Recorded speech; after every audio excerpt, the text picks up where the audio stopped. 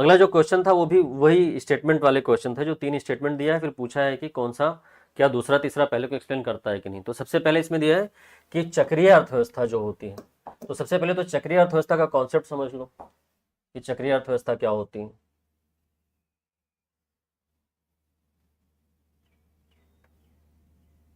तो चक्रीय अर्थव्यवस्था ग्रीन हाउस गैसों के उत्सर्जन को कम करती है। तो सबसे पहले तो यही समझो कि चक्रीय अर्थव्यवस्था होती क्या है। देखो चक्रीय अर्थव्यवस्था में क्या होता है, जैसे मान लो जनरली हम क्या करते हैं, कोई प्रोडक्ट हम यूज नहीं करते हैं तो इसको डिस्कार्ड कर देते हैं, लेकिन चक्रीय अर्थव्यवस्था में क्या होता है, ये जो डिस्कार्डेड प्रोडक्ट है या उत्पाद है, ये वेस्ट प्रोडक्ट में नहीं जाता है, मतलब ये अपव्यय में नहीं जाता है, ये वेस्ट नहीं माना जाता है। इसमें क्या करते हैं कि इसी वेस्ट प्रोडक्ट को उठा के as a raw material use करते हैं या आगत के रूप में यूज करते हैं और एक नया प्रोडक्ट बना देते हैं। इसी को चक्रीय अर्थव्यवस्था बोलते हैं या सर्कुलर इकोनॉमी बोलते हैं।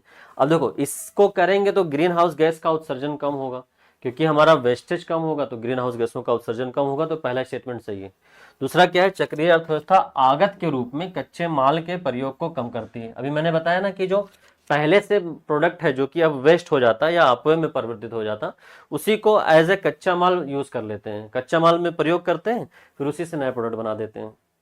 तो दूसरा स्टेटमेंट सही है और ये पहले को एक्सप्लेन कर रहा है, इसीलिए ग्रीन हाउस गैस का एमिशन कम हो रहा है, क्योंकि बार बार कच्चे माल का प्रयोग नहीं किया जा रहा है। दूसरा क्या है, तीसरा स्टेटमेंट है चक्रीय अर्थव्यवस्था उत्पादन प्रक्रिया में अपव्यय को कम करती है। अपव्यय मतलब वेस्टेज को कम करती है। मैंने अभी बताया था कि वेस्टेज कम होता है चक्रीय अर्थव्यवस्था में। क्यों? क्योंकि जो प्रोडक्ट अभी डिस्कार्ड होने वाला था, वेस्ट में जाने वाला था, उसी को यूज करके एक नया प्रोडक्ट बना दिया जा रहा है। तो स्टेटमेंट 1 भी सही है और दूसरे तीसरा उसको एक्सप्लेन भी कर रहा है। अब हम लोग देखते हैं इसका आंसर क्या है। देखो कथन 2 और कथन 3 दोनों सही हैं तथा वे दोनों कथन 1 की व्याख्या कर रहे हैं। सही है ये। तो इसका आंसर क्या हो जाएगा, ए हो जाएगा कि कथन 2 और 3 दोनों सही हैं और दोनों 1 की व्याख्या कर रहे हैं।